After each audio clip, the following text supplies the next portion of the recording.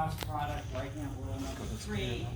This you'll use in Calc 3, cross product. It will show up, I'm sure, in future engineering courses. The other 2 rules about the wire, if you're an electrical engineer, I'm sure you'll run into those. Mechanical engineers, I don't know. So with all that, then we moved on to these 2 awesome, that word has double meaning, right? Awesome differential equations. And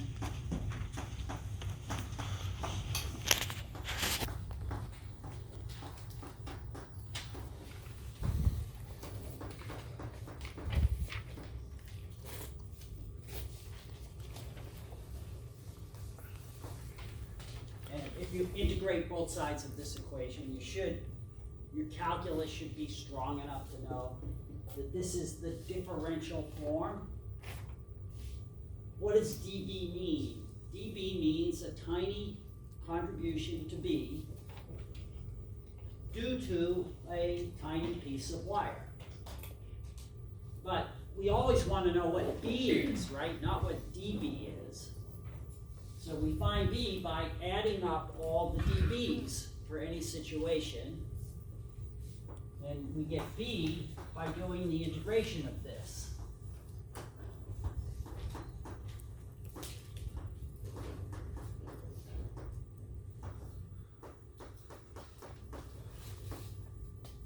And what you saw was that the calculus was trivial, but reading the situation and writing the integral that you had to solve was challenging.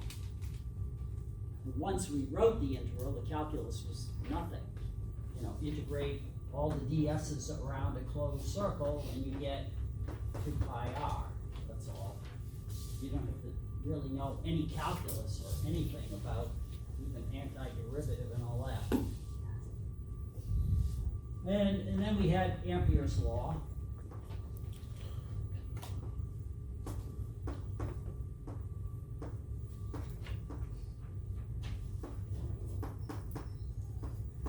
And we really didn't have too much time to do much with that. And so we're just kind of left with, I don't know what else to say about it. But one of the things that I mentioned yesterday in lab, I think to both classes, is that we had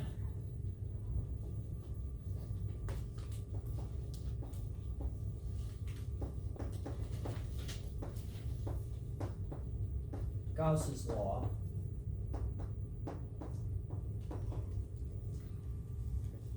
twice.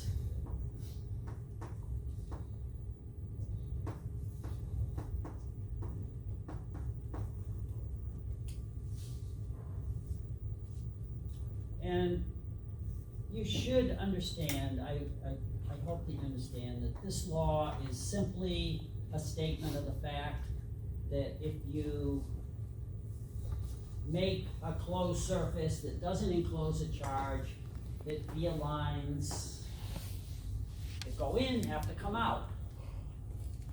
Because if there's no charge in there, it can't terminate or begin.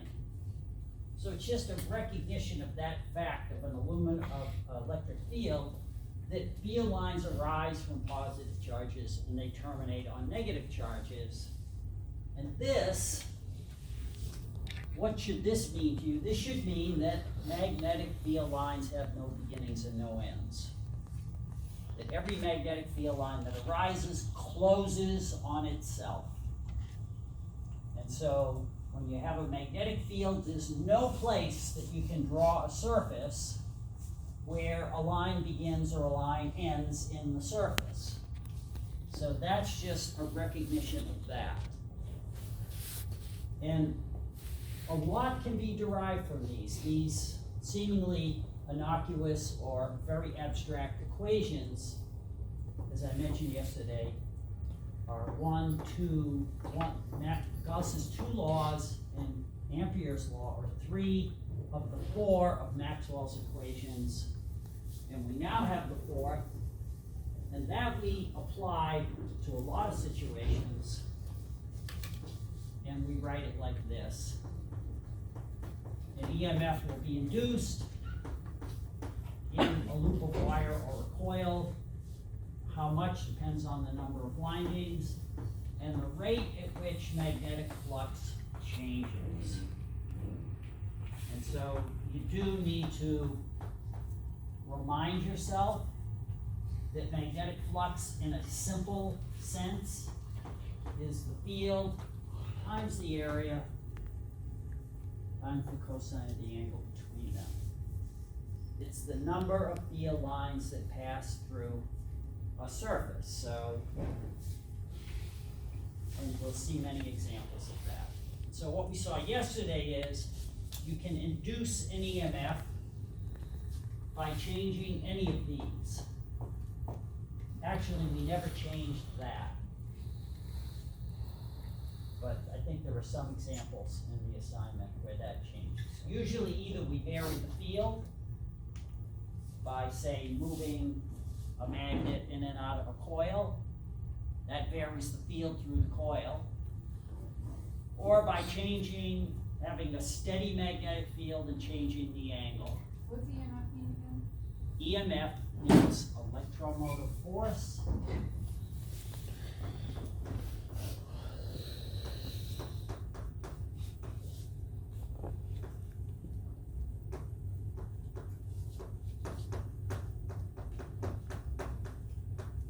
It's used, I guess, because it's been used historically, and it's generally refers to a voltage source. So the E is the same as V. They're pretty much interchangeable. So in batteries and generators, if you go to textbooks, you'll generally see them refer to the EMF of the battery or the EMF of the generator. So that's what that is. It has units of voltage. This could be written as a V equals. And this we call Faraday's law. And it's the 4th of Maxwell's 4 equations.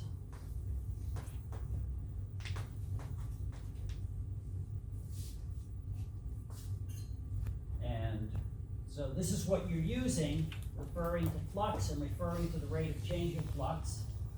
That's why when you move the magnet slow, you induce a small EMF, and if you move it fast, you'll induce a bigger EMF. And if you're spinning the generator slowly, I don't know if you noticed, but the voltage you got on the voltmeter is proportional. I don't think it's linear, but it's proportional to the rate at which you crank.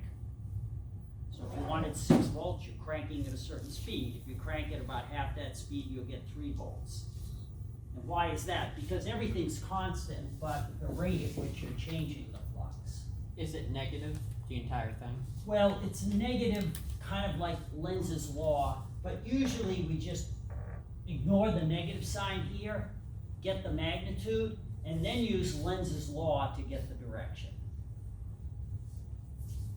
And so this negative sign that you'll see on the equation sheet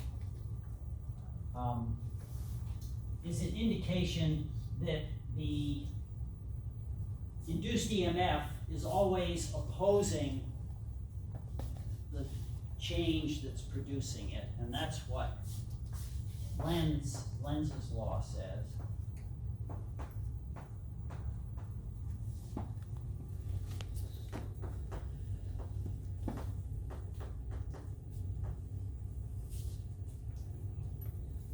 Induced E or V produces a current which produces a field which produces a flux which opposes the change in flux.